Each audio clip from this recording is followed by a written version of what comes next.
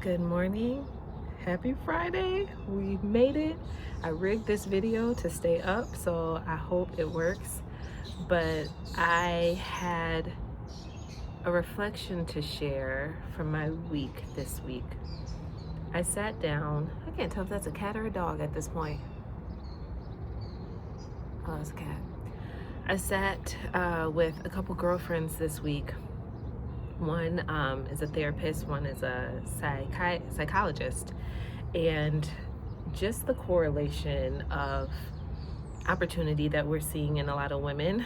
I can't wait to sit down and have more conversations about that. I'm noticing just this trend of people wanting more out of their life, more out of their days, more out of their work, more self-fulfillment.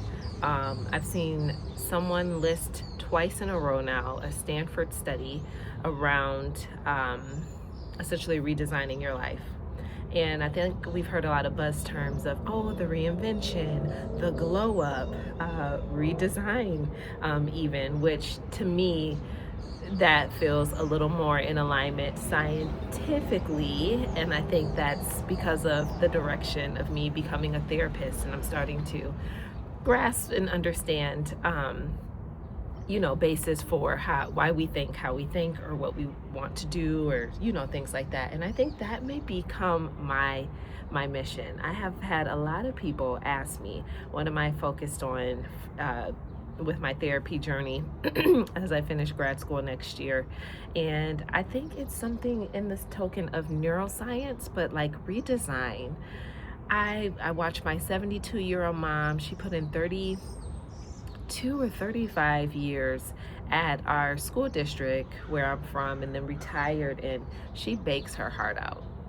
She bakes her heart out. She has her fest activities with the girls from Bible study. She'll hang out with me, hang out with the grandkids. She still goes to the gym. She just hasn't stopped. And my mom, she takes on this mindset of, girl, I'm gonna keep living because I'm still living. And I was like, I love that. And I'd say even for probably my dad, a little bit of the latter. I think he's trying to still find some form of his way, since his life change didn't come with the retirement he desired. It came with loss, and that hit him really hard as the male, the provider, someone recovering from addiction. And it's interesting when you say recovering from addiction, because to have gone over 25 years without any form of that, and then it come back, it almost makes me not want to call it addiction, but I do have to call it for what it is. So seeing it from the lens of those spaces, and then my sweet brother, who just works until the cows come home and really grew up in the era of hard work. He's 11 years older than me. So we do both work hard, like we're committed and dedicated, but hard work looks different for me and to me now. And I know that we view it differently. I don't personally, for myself, desire to physically clock in and have to be in this physical space for 12 hours and then do the overtime and stuff like that, because I feel like there's just a ceiling there. And that's why I used to leverage my work from home jobs so often as to just time freedom that I could get back a little bit to pour into myself outside of work, growing my business, growing a skill set, anything like that. And I think we, just view it differently, which is okay. It's a respecter of seasons and times and generations and error, like not error, but eras. Hopefully y'all feel that. I feel like this is also like a little bit of a rambly type of video, but I'm excited. I'm excited for just every next step, for who we're gonna have on this YouTube channel. I'm excited for the conversations around high functioning women. I'm excited for clarity and unpacking and movement more than anything. We figure out the gap, the opportunity. How do we move on it? How do you learn how to optimize your time in a way where you aren't exhausted, but you're getting the most and the best out of your time? How do you learn how to create systems for your life? As a person who that has been my career for the past 18 years. I have done so many operational systems and processes and SOPs for other companies and entities. How do I do that for myself that provide me the other pathway to liberation and feeling a little more free? I chatted with one of my friends last night, and we talked through, what was it? He was talking through like Psalms 23, which is what we like literally had just talked about on the channel on live on Sunday. Just breaking down like the Lord is my shepherd and what does that mean? And he watches over us, his rod and his staff, the protection. He doesn't let you get too far before he pulls you back, because that staff has a hook that he would, that a shepherd would use with their sheep to guide them, pull them back, move them around, get them out of harm's way. And that's exactly what the Lord does for us.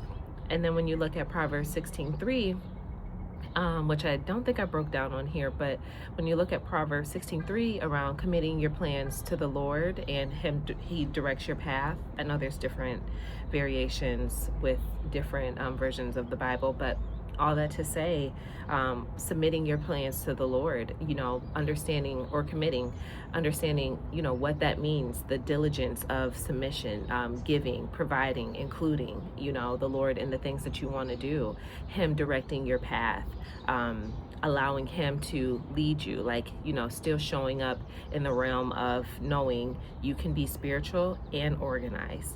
We know that both can exist. You can commit something to the Lord and still create your own processes and structures and put things in place for strategy to be available.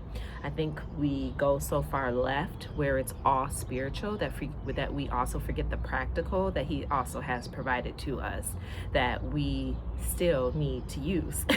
You still need to plan. You still need to have a strategy. You still need to have an idea. Give it to God to get your clarity, but clarity comes through movement. God's blessings typically come through movement as well. And I've said this so many times, you're probably tired of me saying it, but he won't move a parked car. He doesn't do that. So you move and not just live in the fantasy of the desire, the dream, the goal, the business project, the task, but move and let God fulfill you. Let the clarity come. Let the doors open. Closed mouths truly do not get fed. And since I've been back home in Detroit, I can definitely say this. I have already had a strong community, but it's beautiful, the new community that God is truly bringing in and bringing forth. And I am meeting people that are founders, CEOs, launching a nonprofit or have a nonprofit, creating business, creating change, pivoting from, being a doctor with clients to wanting to open up something. I'm meeting so many ladies and men that are doing some really strong, amazing work in this space and community, grant writing, grant funding, shooting their shot for $5 million grants, people that just got awarded $500,000 grants. The pool is pooling, but one thing that I really appreciate about being here compared to, I've lived in Charlotte, I've lived in Atlanta, my second home, hands down. I appreciate the intentionality behind, oh, let me connect you with so-and-so. Oh, I know someone for that. Or let me get you plugged in with my girl. Or you need to chat with this person and this person and this person. I feel like I literally already have a Rolodex of people.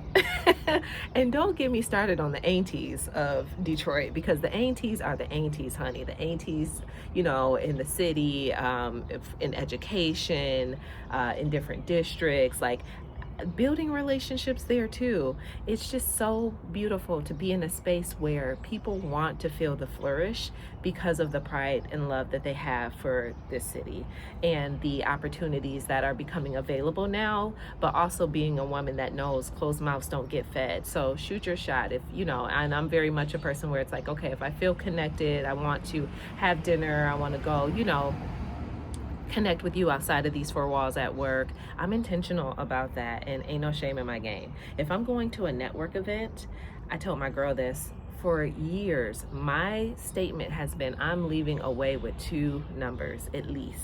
Baby, I'm leaving here with something, okay? If I'm going to a network event, I am intentionally meeting and connecting any event at this point. Baby shower, wedding, anything. If I feel like, oh, this is a dope person, or I feel some type of connection, or maybe our values align, or our missions, or it just feels like some form of a mini confirmation, I'm gonna get your phone number and I wanna stay connected with you. I'm gonna reach out so we can actually do coffee or do dinner or happy hour or lunch or go to the park for a walk, something like that. And that has been, I think, the secret sauce to growing and having just beautiful, truly beautiful lifelong relationships from everywhere, from Atlanta, my previous jobs, to here, to relationships I had when I lived here over 6 years ago, to now, revisiting some of these relationships. And it's kind of like, okay, I'm back in town. Like, what do you got going on? Let me stop by Tech Town to see you and hear about this and things like that. And it comes from such a genuine place of really wanting to be a community supporter, a mover and shaker in the community in the best way, since mental health is my avenue, and really helping other women see the light to propel them closer to chasing the dream life that they desire for themselves too, to really experiencing what does liberation look like, what does a second stream from your main job look like, what does an outlet look like how do we, as women in our mid to late 30s, how do we create our second act? And I think that's where we are now. Like, you spent your 18 years working this career, doing this one thing for such a long time. You have skills, you have knowledge. Baby, you can start, you can take what you did and implement it tomorrow for somebody else and do it in your sleep. You know your craft so well, but how do we take your craft now and expound on that? How do we create your second act in this second extension of life? How do we truly redesign the life that you desire? I think that's where a lot of women are at. I'm finding women around my age. I'm 37, very transparent about that. It's such an interesting number, but we're here. I'm 37, and I encourage that to everyone. My kids, I call my nieces and my nephews my kids. I encourage that to them in their late 20s. I see women that I'm meeting now in early 40s that are all in this space, and wanting to not go back to their corporate job, wanting to not go back to what they were doing previously, and truly wanting to figure out how do they make the thing that they want to work full-time, from a consulting perspective, from a generating consistent income perspective. But like, regardless of the income, because I'm not a business coach to that capacity, it's just more for me the mindset and mental logic that I want to be able to support people with and like really help people understand. So I think when we just think about